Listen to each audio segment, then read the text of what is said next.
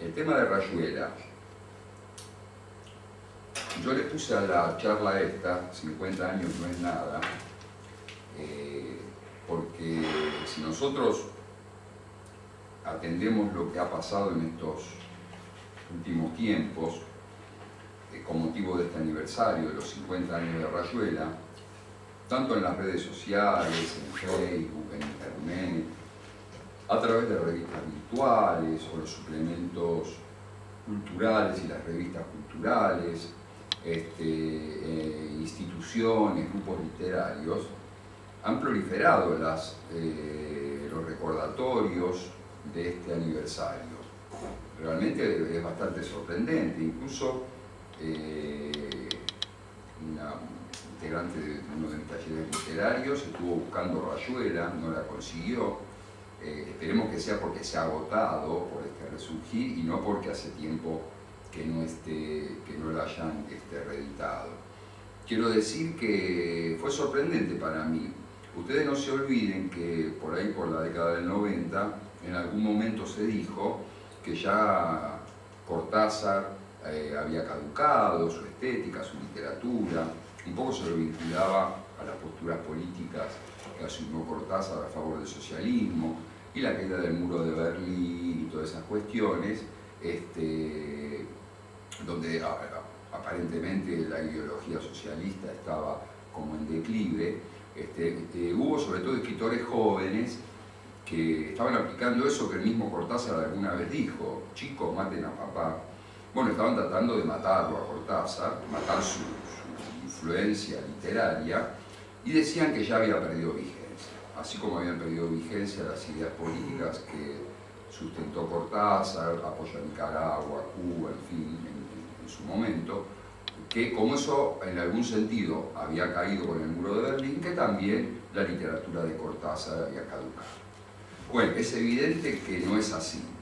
Esos pronósticos de desaparición de Cortázar y su obra, con este resurgir, con esta ebullición que se ha dado, que he comentado antes, de homenajes y recordatorios a Rayuela, evidentemente están demostrando que la literatura de Cortázar y sobre todo su novela más controvertida de algún modo y más discutida y al mismo tiempo más conocida,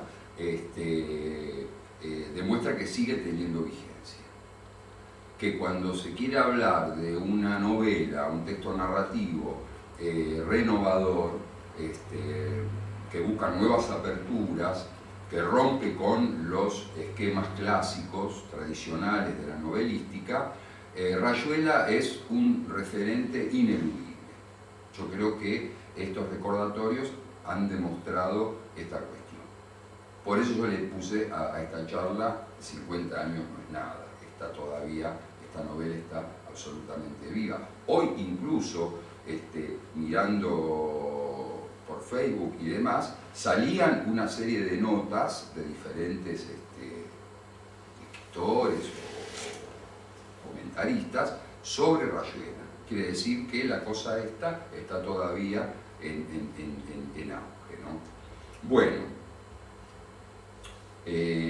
¿por qué digo que Rayuela es un referente ineludible cuando se habla de una narrativa, una novelística transformadora? Y porque Rayuela ha sido una novela altamente revulsiva en cuanto a romper con las formas tradicionales de la novela y proponer nuevas alternativas. Ya apenas abrimos, este volumen está bastante ajado, como lo verán, es una edición del 66, es bastante viejita, 1966, editorial sudamericana. La editorial sudamericana es quien publica Rayuela. Incluso en esa época Sudamericana cumplió un rol, un poquito antes, también un rol importante para difundir a los grandes escritores latinoamericanos. Por ejemplo, Sudamericana es quien edita Cien años de soledad de García Márquez, cuando en otros lugares otras editoriales la habían rechazado. Apenas abrimos, lo primero que aparece es el famoso tablero de dirección. que dice: a su manera este libro es muchos libros, pero sobre todo es 2 libros. El lector queda invitado a elegir una de las 2 posibilidades siguientes. Ya esto es novedoso, no es una novela cronológica, lineal, sino que puede ser leída por lo menos de 2 maneras. E incluso después Cortázar dice que cada lector puede hacer su propia combinación, de acuerdo a los números de los capítulos. Y el último capítulo remite a otro, que remite a otro, y es una novela que no tendría circular, en última instancia no tendría un punto final de lectura. Lo tiene si la leemos al modo convencional, digamos de atrás para adelante, de modo lineal. Pero si seguimos el tablero que él indica, salteando capítulos y combinando, ya tendríamos otra lectura que no termina. Y después cada uno puede hacer la suya. Esto de algún modo, que parece un mero juego, y algunos lo han tildado de como mero juego, está indicando otra cosa, está indicando la importancia que le daba Cortázar a la participación del lector. Podemos recordar esa teoría de Cortázar del lector macho, tomando los viejos arquetipos del macho como activo y la hembra como pasivo. Pero él siempre sostenía que la nueva narrativa tenía que ir a buscar el lector, y que el lector tenía que ir a buscar en la narrativa, participar más activamente, no del modo, digamos, pasivo con que uno lee, por ejemplo, la novela del siglo XIX. Uno agarra una novela de Balzac o de Tolstoy y no tiene que andar participando. El narrador nos va a dar todos los datos, todos los elementos que necesitamos para reconstruir la historia. Es un lector más pasivo. Obviamente son grandes escritores. Y ese también es un modo de leer. Pero Cortázar ya apuntaba a otro tipo de lector, un lector más activo. Y esto lo está promoviendo aún desde el comienzo de la novela, diciendo, bueno, la pueden leer de atrás para adelante, como se les dice, o pueden ir haciendo, salteando y combinaciones de capítulos. Lo cual nos está dando una idea también que no es una novela cronológica, no es una novela lineal, sino que es una novela que está armada por partes, que tienen algún tipo de hilación, pero también tienen su independencia. En ese sentido, Rayuela está promoviendo un nuevo tipo de literatura. O sea, se la ha definido como una contranovela, no como una novela clásica, sino como una contranovela, una novela que rompe el paradigma de la novela clásica. O sea, es una novela, es contranovela porque de algún modo está, el escritor, el autor está asumiendo riesgos. Así como esta novela le dio fama a Cortázar, al mismo tiempo suscitó controversias. Incluso hay quienes dicen que el mejor Cortázar está en sus cuentos, sobre todo fantásticos, y no en su novela, en su novelística. Como ustedes saben, consta, los premios fue el primero, después de los premios está Rayuela y después el libro de Manuel, que es uno de los textos más políticos, aunque no panfletario. Nunca Cortázar incurrió en ninguna forma de... Quizás en algunos textos que escribió a favor, por ejemplo, esa historieta que escribió, ¿se acuerda que era una historieta que escribió? Fantomás. Ahí, por ahí hay una postura un poco del imperialismo malo y, bueno, los no imperialistas buenos, digamos una postura como más esquemática, ligeramente, pero nunca en su literatura. Y tiene uno de sus cuentos, Reunión, que es sobre el desembarco de los revolucionarios cubanos de Grama, que hacen el desembarco para iniciar la revolución, que es un cuento estupendo también, ¿no? Bueno, siguiendo con Rayuela. Otro elemento interesante y también bastante innovador es que es una novela que trae a su vez incorporada su propia teoría. Acá va a haber un personaje, un poco se lo ha comentado como una especie de alter ego de Cortázar, un tal Morelli, que tiene toda una teoría, es escritor, más que escritor es un pensador de la literatura y tiene toda una teoría acerca de la nueva novela. Esta concepción está desparramada a lo largo de varios textos, de varios tramos de Rayuela. Pero en última instancia, la concepción que tiene este personaje Morelli de la novela es la misma que Rayuela.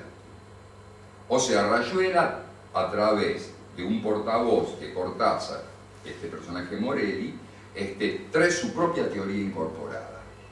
Y eso también es absolutamente novedoso. Hay un antecedente, un gran antecedente, que es Macedonio Fernández. Cortázar le debe bastante a Macedonio Fernández y prácticamente no lo nombra en Rayuela. Algunos dicen que justamente no lo nombra porque es bastante evidente la influencia, incluso en el humor que trabaja Cortázar, de Macedonio. Macedonio tiene una novela, lo que pasa es que se publica, no sé si no se publica porque esa es la muerte de Macedonio, más o menos al mismo tiempo que se publica Rayuela, que se llama Museo de la Novela de la Eterna. Estamos hablando de Macedonio, uno de los grandes escritores argentinos, de los raros escritores, que tenía una vida muy personal. Cuando muere su mujer, Elena de Obieta, ella se dedica a pensar y a escribir, pero siempre fue muy desordenado, metía los papelitos donde ponía sus reflexiones en latas de galletita, casi no publica en vida. Incluso Museo es una novela que él la va escribiendo a lo largo de su vida como escritor y se publica cuando él ya está muerto. La publica el hijo, Adolfo de Obieta. Estamos hablando de Macedonio Fernández, que todos sabemos cuánto Borges le debe a Macedonio. Macedonio había sido amigo del padre de Borges, era más grande, y después Borges, joven, hereda esa amistad. Bueno, Macedonio, uno le vienen las anécdotas a la cabeza. Borges decía, era un jovenzuelo en esa época, los jóvenes vanguardistas, allá por los años 20, 20 y pico, se juntaban en la Perla del Once. Con Macedonio Fernández, que les doblaba de edad, tenía 40 y pico ya. Y Macedonio era quien de algún modo lideraba esas tertulias. Y Borges dijo en algún momento, yo esperaba, yo era joven y triste, algo así, y esperaba ansiosamente esos sábados donde nos reuníamos a escuchar la voz, esos detalles de Borges, ¿no? Uno diría escuchar o estar a escuchar la voz, porque Macedonio para él era más una voz que una presencia. A escuchar la voz de Macedonio Fernández. Como que la semana para él era vacía, era un joven, ¿no es cierto? Y que solamente tenía sentido porque se encontraba el sábado con Macedonio Fernández. Bueno, esto dicho así como una pequeña digresión, como para que situemos la importancia de Macedonio Fernández en la literatura argentina. Macedonio tiene Museo de la Novela de la Eterna, una novela rarísima también, que tiene 70 y pico de prólogos. O sea, medio libro son prólogos, y después viene la novela. Para comentar un poquito, porque ese humor de Macedonio después de algún modo está también en Cortázar. Por ejemplo, los títulos de los prólogos. Prólogo del roperito y de la pavita. Prólogo que ya se siente prólogo. Y uno de los últimos tiene este título. Prólogo, que entre prólogos se empina para ver cómo allá a lo lejos empieza la novela. Es muy ingenioso. Bueno, es un personaje talentosísimo, Macedonio Fernández. Y en esa primera parte de los prólogos, entre otras cuestiones, Macedonio elabora una teoría de la novela. ¿Cuál es su aplicación? La novela que viene después, en el mismo libro. Aquí empieza la novela, dice, y esa novela que escribe en la segunda parte es la aplicación de lo que Macedonio planteaba como novela contra el realismo, naturalismo realista del siglo XIX. Entonces, el antecedente de Cortázar, aunque salen más o menos para la misma fecha, sería Museo de la Novela de la Eterna, que trae también incorporada su teoría sobre la novela. teorías que son de vanguardia, teorías que son rupturistas con los modelos anteriores. También entonces, como decíamos, lo trae Rayuela, en la voz de Morelli, el portavoz de algún modo del autor. Entonces, ese sería otro detalle importante para señalar, como elemento novedoso que tiene la novela. Otra relación que se ha señalado es con el Adán Buenos Aires de don Leopoldo Marechal. Si bien que yo recuerde, no tiene una teoría de la novela el Adán, pero sí tiene diferentes teorías literarias, sobre todo puestas en boca de Adán Buenos Aires, en su famoso cuaderno azul, ¿verdad? Que cuando se lo entrega a la chica, ay, no me voy a acordar del nombre de la chica, pero bueno, a la cual él la veía, Solveig Amundsen. Él la veía como la mujer ideal, porque un poco tenía esa concepción del Dante y de los Fideli de Amore, ¿no? La mujer ideal y demás, la mujer idealizada que tenía todos los elementos como para producir en el amado, la amada que producía en el amado el ascenso al territorio supremo de la belleza y la conciencia. Cuando él le pasa su cuaderno de tapas azules, Solveig no le da ni 5 de bolilla. El cuaderno lo deja ahí y él queda muy dolorido. Pero entonces piensa la distancia que hay entre la mujer idealizada y la mujer concretizada, hecha carne y lo que es también de la vida real, ¿no? Bueno, también se ha señalado una relación porque el Adán Buenos Aires de Marechal trae, así como trae partes narrativas, trae algunos elementos ensayísticos, trae poesía, bueno, hay todo un cruce de géneros que de algún modo lo hay en Rayuela. Incluso hay un dato, cuando sale el Adán Buenos Aires fue muy criticado en su época, allá por el 40 y tantos, ¿no? Sale el Adán Buenos Aires. Y uno de los pocos que reivindicó y que habló a favor es Cortázar en un artículo que saca. Cortázar habla a favor cuando sale el Adán Buenos Aires. O sea, ya Cortázar se sentía parte de esa genealogía de grandes innovadores que no se conformaban con repetir esquemas, lo convencional, lo tradicional, lo que ya más o menos andaba sobre rueda y tenía garantizado sus lectores. Por eso digo que escribir una novela como Rayuela es tomar riesgo. ¿Por qué? Y porque los sectores más conservadores del arte y la literatura van a ver con cierta hostilidad ese texto que revoluciona, como le pasó a Vallejo cuando sacó Trilce. Un libro transformador que incorporaba todos los avances de la vanguardia europea. Vallejo lo publica en un paisito sudamericano, incluso no en los grandes centros de Lima y demás. Entonces es un libro que alguien ha señalado como un clavo ardiente ha sido Trilce, como lo ha sido el Adán Buenos Aires, como lo ha sido Rayuela, en manos de los críticos que están aferrados a concepciones estéticas más conservadoras y tradicionales. Vean ustedes que a Vallejo se lo criticó mucho por Trilce, cuando había obtenido elogios con su libro anterior, Los Heraldos Negros, un poquito más encasillado dentro del modernismo, que ya hay algunos poemas en Los Heraldos Negros que están marcando una ruptura con la estética modernista, pero Trilce ya es sumamente. Y ahí Vallejo se va de Perú, un poco decepcionado por la crítica a su libro, y ya no vuelve más, Vallejo no va a volver más, ¿no? Es un poco lo voy planteando para que tampoco veamos que un gran escritor y sus propuestas renovadoras están aislados. Siempre es un proceso que va engarzando diferentes propuestas, diferentes programas de transformaciones estéticas, ¿no?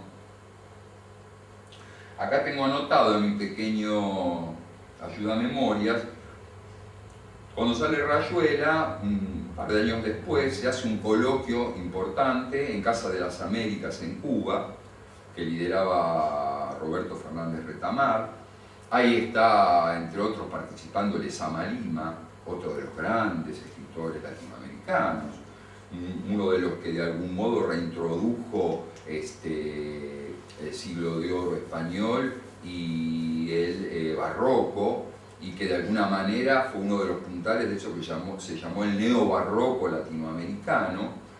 Y bueno, en ese coloquio Fernández Retamar, que está en un librito editado, 5 miradas sobre Cortázar, porque son 5 que participan en el coloquio, lo vincula con el Ulises de Joyce. Para Fernández Retamar, Rayuela es tan innovadora, diríamos, para el área de habla castellana, de la literatura y del arte, como lo fue el Ulises para el mundo anglosajón. Ahí se dan unas polémicas porque Lezama Lima, que es un tipo muy culto y además es una figura, una novela de Lezama Lima, Paradiso, también es un libro bastante innovador, él no está tan de acuerdo que se parezcan. No se parecen formalmente, pero sí se puede decir que el impacto que produce innovador, transformador, Rayuela en nuestro ámbito es hasta cierto punto similar. Tengamos en cuenta que siempre en el mundo anglosajón las cosas parecen más sobredimensionadas siempre, ¿no?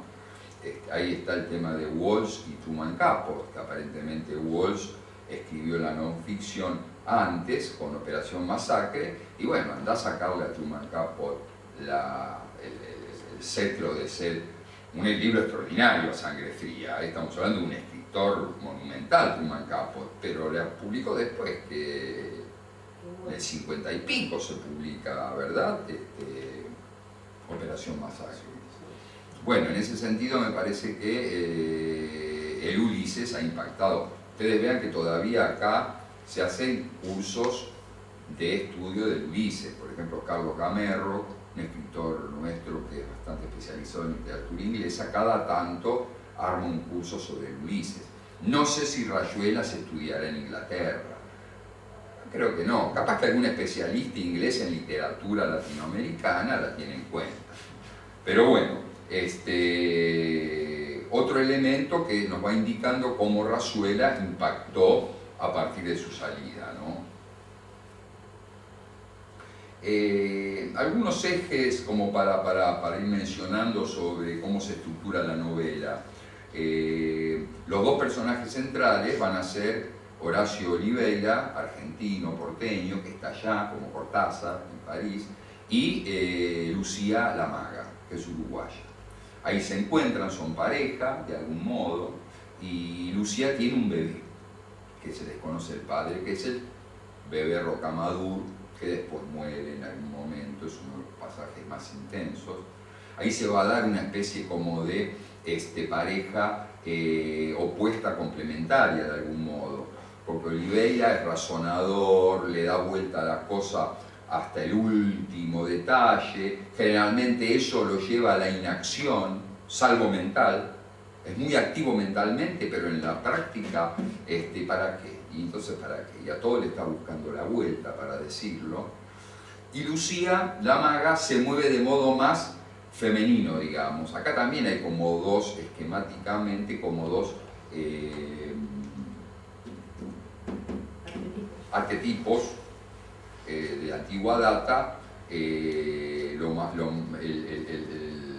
lo masculino como algo razonador o apolíneo, y lo femenino como algo mucho más intuitivo, emocional, vinculado más por ahí a lo dionisíaco, ¿no? Dentro de esta división que han hecho los griegos de estas características del razonador y del que siente. El que siente es más dionisíaco, el que razona es más apolíneo, ¿no? Y de algún modo se ha dicho que Horacio Oliveira sería también una proyección de Cortázar.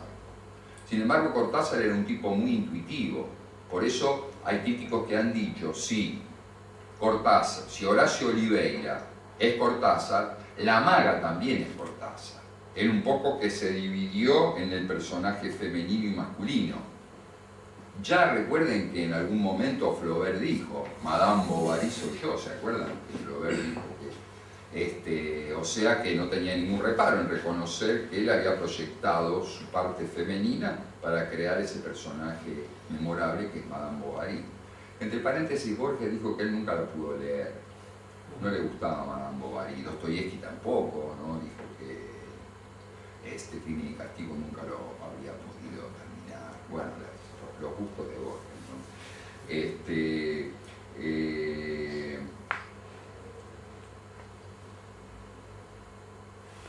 Uno de los ejes más importantes... ¿Cómo vamos del tiempo? ¿Bien?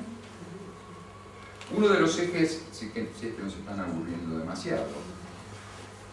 A mi juicio, uno de los ejes más importantes de Rayuela es la discusión. Ustedes saben que este grupo de este argentino, La Maga, va a haber Etienne, un francés, van a estar Ronald y Babs, que son norteamericanos.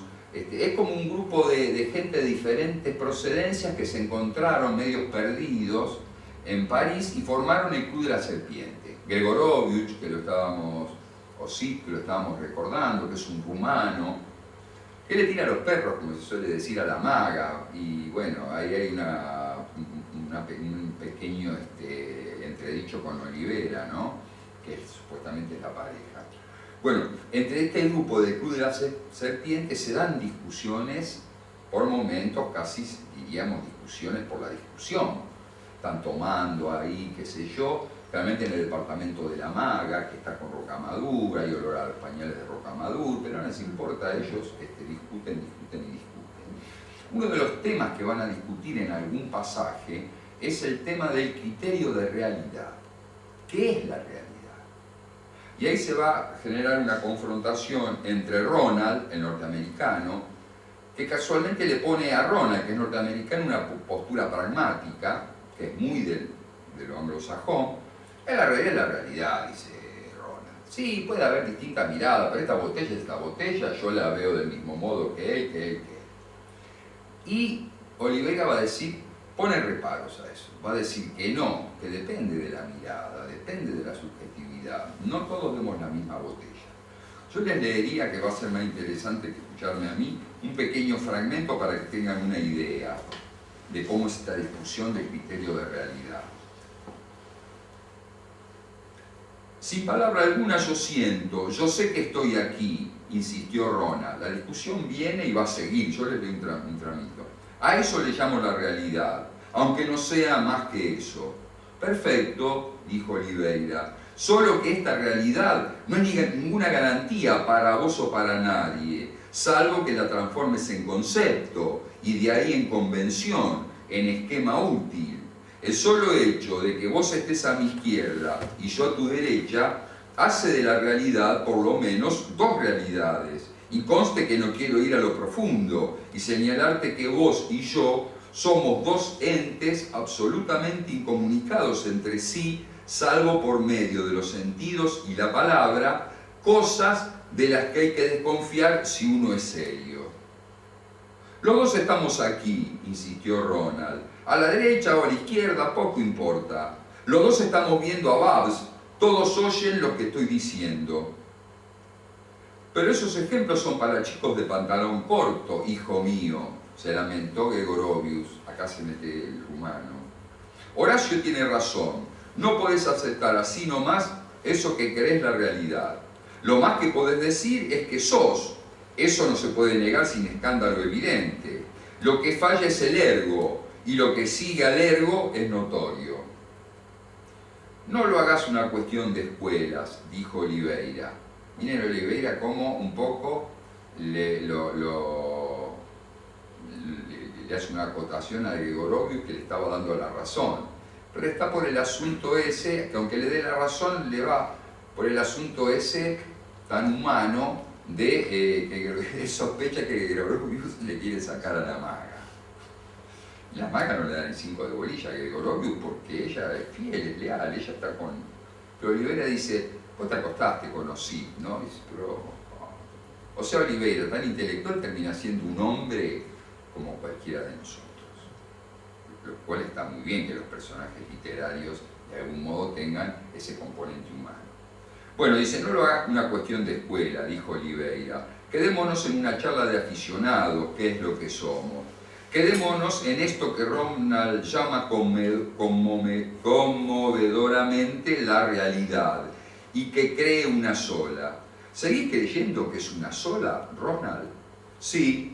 Te concedo que a mi manera de sentirlo, de entenderla, es diferente a la de Babs, y que la realidad de Babs difiere de la de Ossip, y así sucesivamente. Pero es como las distintas opiniones sobre la Gioconda o sobre la ensalada de escarola. La realidad está ahí y nosotros en ella, entendiéndola a nuestra manera, pero en ella. Lo único que cuenta es eso de entenderla a nuestra manera, dijo Oliveira. Vos crees que hay una realidad postulable porque vos y yo estamos hablando en este cuarto y en esta noche, y porque vos y yo sabemos que dentro de una hora o algo así va a suceder aquí una cosa determinada. ¿Qué es lo que va a suceder? El hijo de la maga, Rocamadour, se acababa de morir. Ellos estaban ahí reunidos. En algún momento Oliveira se acerca a la cuna, no me acuerdo bien por qué, como intuitivamente, y se da cuenta que el chico no respira. La maga está por ahí, dentro de una hora le tiene que dar un remedio. Por eso dice, dentro de una hora algo va a pasar acá. Entonces él, por lo bajo, le comenta al resto del club, che, el nene, ¿y qué hacen? Se quedan discutiendo. Lo primero que empiezan a discutir, antes de llegar a este tramo, es sobre la muerte. Miren qué cosa, ¿no? Quieren tapar la muerte hablando sobre la muerte, discutiendo sobre el libro del bardo tibetano que habla de la muerte y demás. Y se hacen todos los como que no pasa nada, siguen discutiendo, están discutiendo ahora esto del criterio de realidad, y Oliveira dice, dentro de una hora algo va a pasar. Es cuando la maga le va a dar la cucharada con remedio y se da cuenta que el nene ha muerto. Mientras tanto siguen discutiendo, siguen hablando, tapando la realidad terrible que es la muerte ahí en la cuna, hasta que la maga vaya y se dé cuenta. Es brava la situación, ¿no? Porque aguantar una hora o más sabiendo que el nene está muerto, charlando y discutiendo como si no pasara nada, es uno de los capítulos más fuertes, más intensos. Todo eso te da una gran seguridad ontológica, me parece. Te sentís bien seguro en vos mismo, bien plantado en vos mismo y en eso que te rodea. Pero si al mismo tiempo pudieras asistir a esa realidad desde mí o desde Babs, si te fuera dada esa ubicuidad, ¿entendés? Y pudieras estar ahora mismo en esta misma pieza desde donde estoy yo y con todo lo que soy y lo que he sido yo y con todo lo que es y lo que ha sido Babs, comprenderías tal vez que tu egocentrismo barato no te da ninguna realidad válida. Te da solamente una creencia fundada en el terror, una necesidad de afirmar lo que te rodea para no caerte dentro del embudo y salir por el otro lado, vaya a saber a dónde. Ponete a la discusión si acaso el criterio de realidad, en algún momento Oliveira va a plantear que el modo racional no ha sido el modo correcto de conectarse el racionalismo con la realidad, y como dijo Clay, creo en un momento dado el hombre, la humanidad, agarró por una vía falsa. Esta va a ser una teoría que va a trabajar mucho Cortázar, de que el racionalismo, si bien nos da herramientas, nos ha cercenado la otra parte, que es la parte de la maga, justamente. Él en algún momento, a ver si me puedo acordar de la cita, hablando de la maga, le dice: ¿para qué querés conocer los ríos metafísicos si vos los nadás directamente? Vos nadás en los ríos metafísicos, no te hace falta conocerlos. O sea que ella tiene vivencias espontáneas, naturales, sin todo un razonamiento previo como tiene Oliveira para acceder a los ríos metafísicos, o sea, a las ideas, al mundo de las ideas y demás. Bueno, así van a seguir discutiendo sobre el tema A mí me parece una de las discusiones más jugosas, porque además está dada a través de diálogos, de diferentes posturas que van asumiendo los personajes que integran este tan peculiar Club de la Serpiente.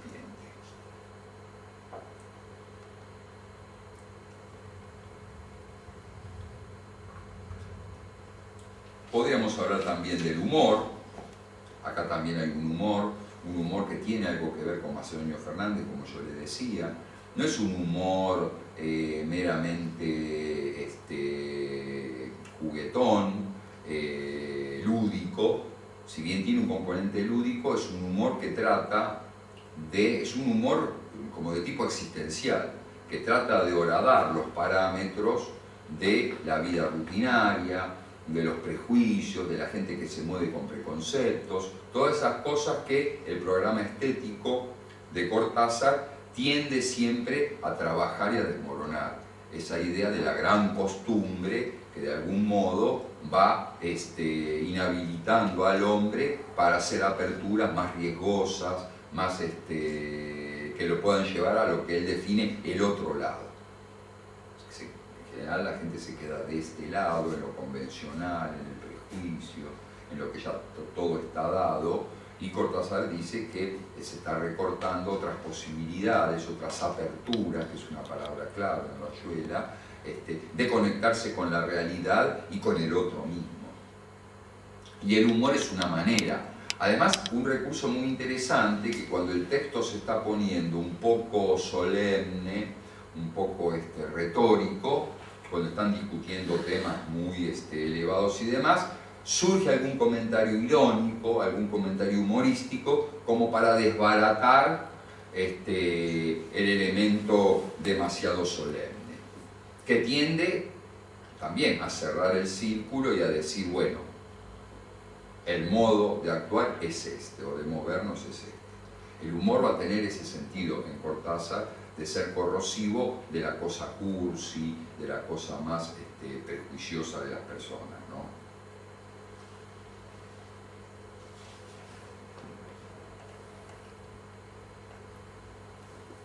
Bueno, y ya para ir terminando, después abrimos una ronda de preguntas, si es que tienen algo para preguntar. Algunos episodios que yo recomiendo de Rayuela. Uno de ellos ya lo señalé, es este episodio donde Rocamadour está muerto y los que de la serpiente demoran el momento de crisis, porque después está ya la crisis de la maga, cuando ve discutiendo hasta que ella tenga que darle dentro de una hora. Hay un momento donde la maga dice, shh, hable más bajo, porque cree que el nene está durmiendo. Es terrible. Ellos se miran, les preparo más café, dice la maga, pero hablen más bajo, no despierten a Rocamadour. Bueno, ese es uno de los episodios más logrados, está por la página 190 y pico, por ahí. Otro episodio muy lindo es con la pianista, con Berta Trepa. Hay un momento que Olivera está solo, no quiere volver está lloviendo, no quiere volver al cuarto con la maga, y todavía Rocamadour está vivo, porque la maga dice debe estar dándole de comer ahí a Rocamadour, y es como que no quiere involucrarse. Y camina por París con la lluvia, se mete en un concierto, hay una pianista muy grotesca, muy grotesca, muy humorística ella, su forma de ser, la pianista Berta Trepa. Y bueno, y Cortázar se queda, malísima, es un desastre, el concierto se van yendo, los pocos que hay se van yendo, algunos riéndose, se queda él solo para hacerle el aguante a la pianista, y él mismo se cuestiona, ¿qué estoy haciendo acá con esta vieja ridícula? Y sin embargo, es como que en esa noche Oliveira, que siempre tiene reparos en ir al otro, porque dice, siempre que vas al otro terminas mal. Entonces más vale una actitud más de repliegue, el de mirar desde afuera. Acá decide y no sabe bien por qué estoy haciendo yo, por qué. Hacerle el aguante a la pianista. La lleva hasta la casa, mientras tanto se van dando situaciones desopilantes, llueve, él quiere irse, la pianista la agarró del brazo. La pianista vive con un viejo también ridículo como ella, que es la que la presentó, y que es homosexual, tiene relaciones con hombres, con muchachos y demás, y es como que le copó, después que la presentó, se fue para la casa y le copó la casa con uno de los compositores que le hace tocar, un tal Alex, que es malísimo. Ella se da cuenta, este viejo pederasta, le dice, ¿no? a su marido y demás. No la deja entrar, se quedan en la lluvia y demás, y en un momento dado, entre otras cosas, Oliveira le dice, bueno, pero usted no puede pasar la noche así, vamos a un hotel. ¿Usted me quiere llevar a un hotel? Ahí aparte de esa está muy buena la reacción. Sí, dice, la llevo hasta la puerta y me voy, dice, no. Pero usted me quiere llevar a un hotel, la vieja así, bueno. Y está en el pasillo de su casa de departamento, donde hay gente que va y viene y la vieja no quiere que la vean con él por su buen nombre. Ustedes me escuchan, me quiere llevar a un hotel. Y empiezan a aparecer gente a mirar, uno se apoya en la escalera viendo la situación. Y Oliveira dice, pero no, yo no la quiero llevar a ningún lado, ¿no? Y la vieja le pega un cachetazo, que él logra esquivar, pero le araña la cara. Y ahí Oliveira se va. Incluso hay un momento dado que siente sabor en la lluvia, en la canadiense se le mete el agua, siente sabor salado, o sea, él está llorando de algún modo. Y dijo, otra oportunidad perdida. Como una oportunidad perdida de reconciliarse con el otro. Cuando él salió al otro en una actitud de solidaridad, de aguante, de apoyo, volvió a irle mal la cosa. Entonces Oliveira, y encima dice, hasta los fósforos se me mojaron. Termina así ese capítulo, ¿no? Y bueno, y está después el otro gran momento de Rayuela, entre los grandes momentos que tiene, que es la escena del tablón. Ustedes recuerden que hay toda una parte que transcurre en París y otra parte transcurre en Buenos Aires porque Oliveira se viene. Se encuentra con su viejo amigo Traveler, que nunca salió de Buenos Aires, se llama Traveler, que tiene una esposa que se llama Talita. Y ahí se arma una cosa de a tres más o menos. Y hay un episodio, están ellos, Talita y Traveler viven acá, supongo, en un primer piso. Hay un patio y está estrecho el patio y ahí vive enfrente Horacio Oliveira. Y Oliveira le dice, che, se me acabó la yerba, tirame el paquete, no, y no va a llegar, qué sé yo. Y entonces Talita se ofrece a pasar con un tablón. Y en ese tablón Talita oscila entre Traveler y Oliveira. Entre Traveler se puede caer, no se puede caer. Bueno, ese, el famoso episodio del tablón de Talita, serían por ahí los tres grandes momentos que tiene esta notable obra. ¿Qué puede haber envejecido en Rayuela? O sea, ¿qué puede haber envejecido que no estaría del todo a tono con esta época? Seguramente el tono porteño, ese tono porteño que particularmente tiene Horacio Oliveira, que es un hombre de los años 60, un porteño de Buenos Aires que se va a París, todo un intelectual que quería escribir y demás. Ese tono aporteñado de los años 50, 60, de cuando Cortázar vivía acá, puede haber envejecido.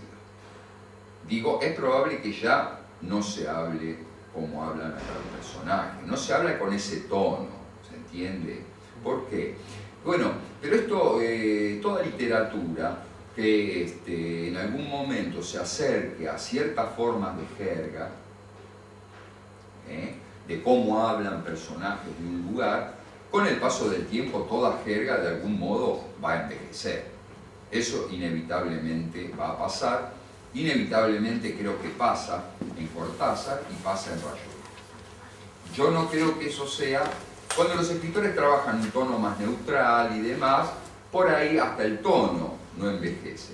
Pero en general el tono envejece en casi todos los grandes escritores, sobre todo los que han trabajado muy cerca del habla popular o del habla, lo que llamamos la jerga de algún sector social. En el caso de Cortázar en Rayuela, Oliveira es el representante de la clase media porteña.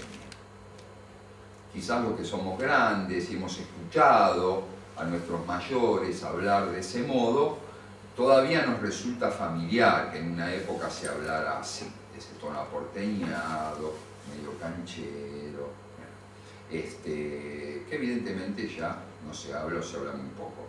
Podemos decir que esa parte de Rayuela puede haber envejecido un poco, pero si nos ubicamos en esto, que es el modo de hablar de los personajes o de ciertos personajes prototípicos que representaban algún sector de la sociedad, como Horacio Oliveira, de aquella época, nos situamos y seguramente vamos a encontrar en el texto, por debajo de ese tono, elementos sumamente ricos, sumamente valiosos, y que yo creo que no han envejecido como no envejece la gran literatura.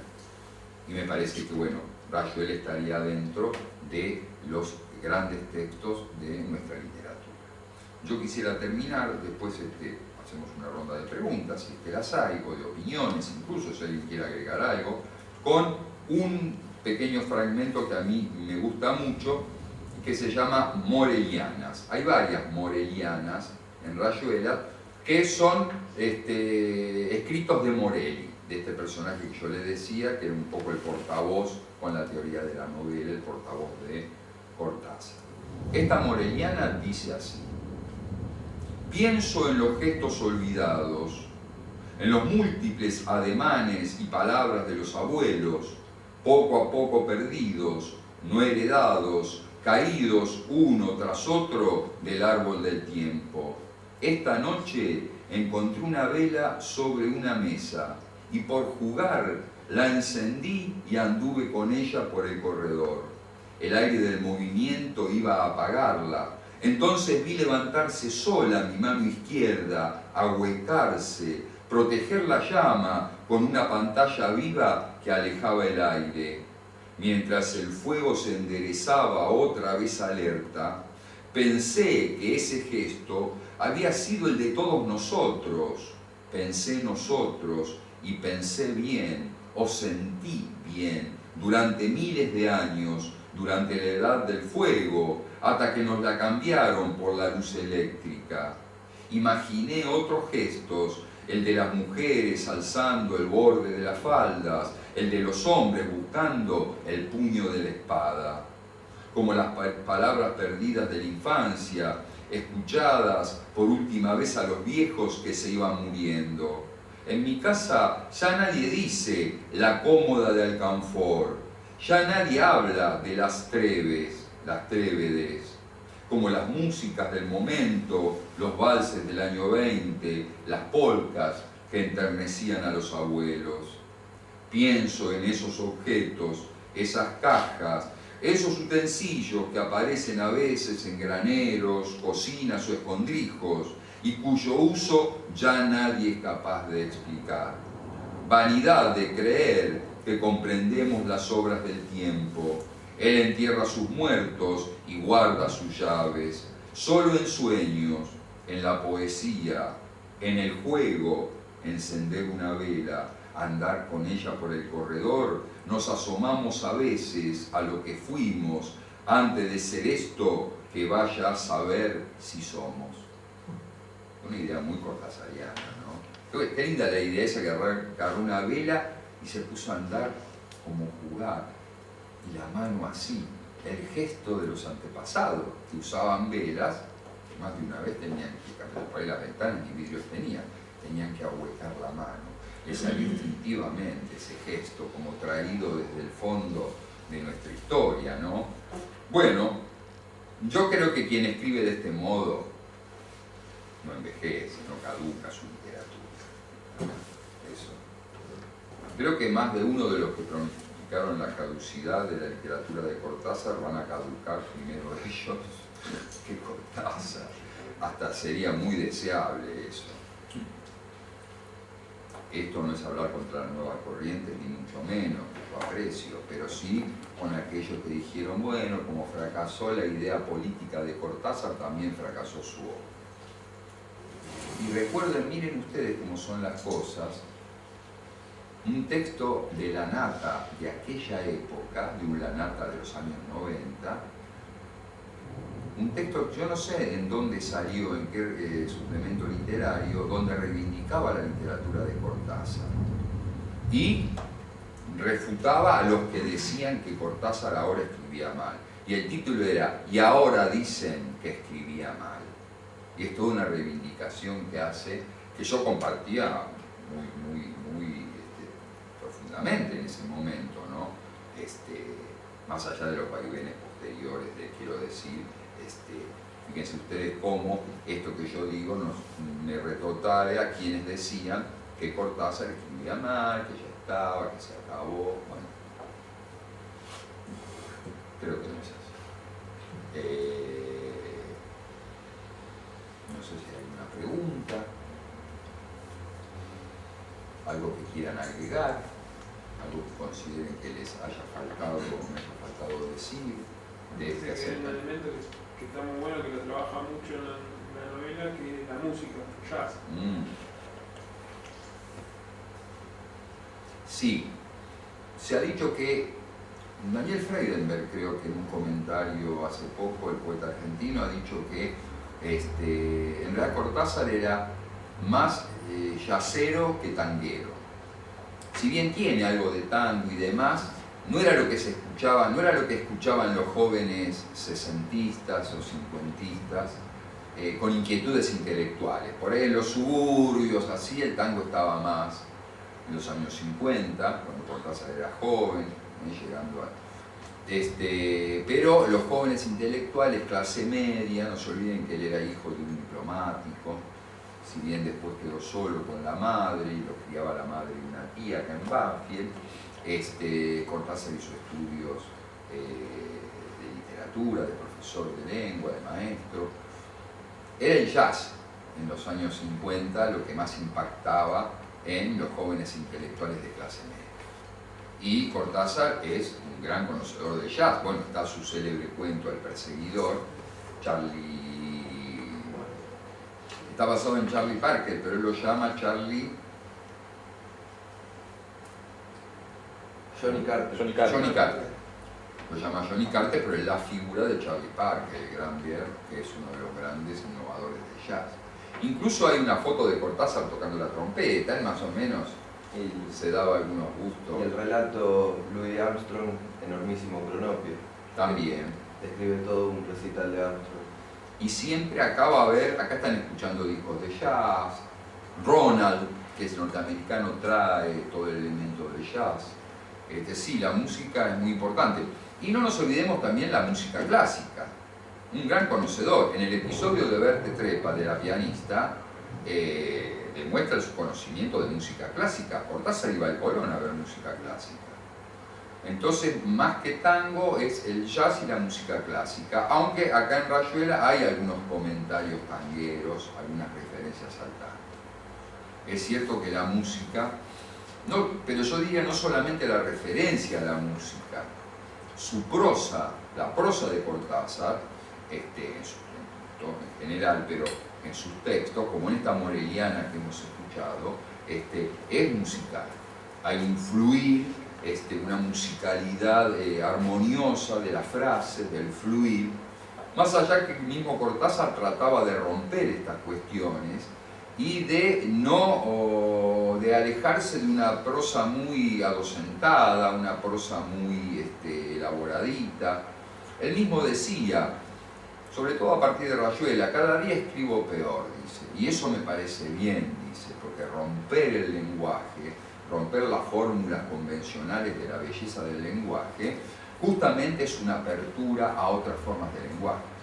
Por eso acá, otra de las cosas que él trabaja, novedosa, cómo rompe la cuestión de las formas del lenguaje, del idioma.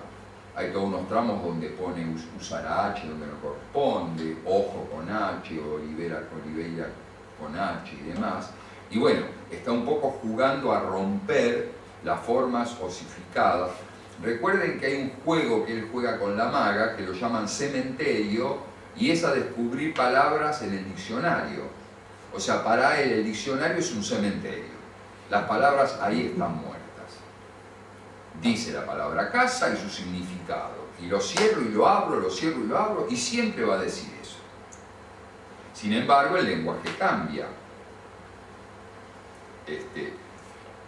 la cosa esa de lo sincrético, ¿no?, que hablaba Saussure. El lenguaje cambia continuamente, y uno de los modos en que el lenguaje cambia no son los académicos de la Academia de la Real Lengua Española, que van siempre a la saga, sino el habla popular, que va utilizando vocablos, ampliándole lo que llama el campo semántico, y ya una palabra empieza a ser otra cosa. O sea, se me viene a mente, será por influjo de Cortázar, la palabra quilombo. Nada que ver lo que significaba en sus comienzos que lo que fue significando. Entonces, es en el habla popular donde el lenguaje cambia. La vida misma hace que el lenguaje cambie. El lenguaje popular y los artistas. Esos son los dos grandes focos de generación de cambios en el lenguaje. Hay una conferencia muy linda de este gran poeta español, García Lorca, que se llama Imagen y metáfora en Don Luis de Góngora, que él reivindica la concepción gongorista de la poesía, que fue muy importante para la generación del 27 en España, donde estaba Lorca como una de las figuras centrales, porque la poesía española venía siendo como muy social, muy ligada al sentido más que a la forma poética, y Góngora hablaba de una poesía, por eso lo llamaron a Góngora manierista, que predicaba el arte por el arte mismo. Góngora decía que la poesía, el único objetivo que tiene es ser poética, no tiene que estar al servicio de una idea política, religiosa, la que sea.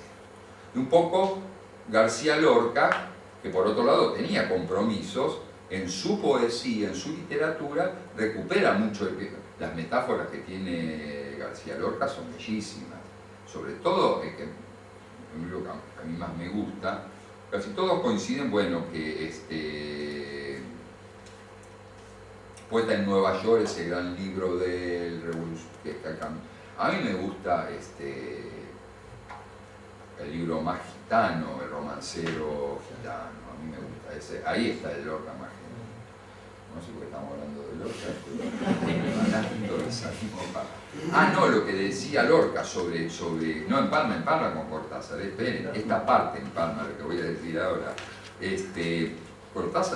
García Lorca, en esa conferencia, que yo te la recomiendo si pueden leerlas, si es que no la han leído, hay dos conferencias de Lorca. La imagen en Don Luis de Góngora y Teoría y Juego del Duende, que son bellísimas. Pero esto que yo voy a citar está en la imagen de Don Luis de Góngora. Dice que el pueblo es realmente el que genera las mejores imágenes, dice Lorca. Hay que escuchar al pueblo, la voz del pueblo. Y da varios ejemplos, me acuerdo de dos. Dice, cuando se llama alero de una casa, ¿por qué le han puesto alero? Y porque es como las alas de la paloma. Es como el alero, el tomado de las alas de la paloma.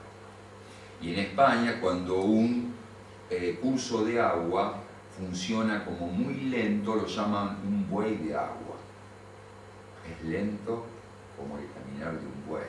Dice, bueno, esas metáforas, dice imagen, y otras más, dice que son, capaz que las más lindas, pero lo de alero está bueno, ¿no?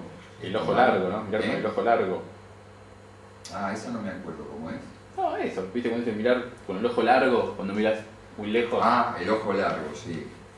Bueno, en esto, Cortázar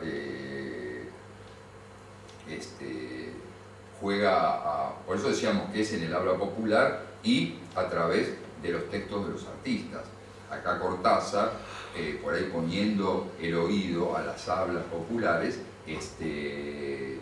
renueva, rompe, transforma el lenguaje, que es otro de las propuestas estéticas de Rayuela, ¿verdad? Bueno, por ahí la crítica siempre una línea con una línea de arte, el arte, el lenguaje popular, todo lo que tiene que ver con la ruptura. Viñas, me digo, fue por ese lado, pero Viñas, Viñas era un tipo muy ingenioso, tenía un decir Viñas, David Viñas, ¿no? El crítico, yo lo valoro más como crítico que como escritor de ficciones o de teatro, pero Viñas tenía un decir muy personal pero también tenía cierto esquematismo. Él en algún momento, vos me haces acordar, yo he leído algunos textos de él donde reivindica a Art como escritor proletario y cuestiona a Cortázar por intelectual pequeño burgués que se fue a vivir a Francia. ¿Qué sé yo? A mí me parece que hay que juzgarlo por Rayuela.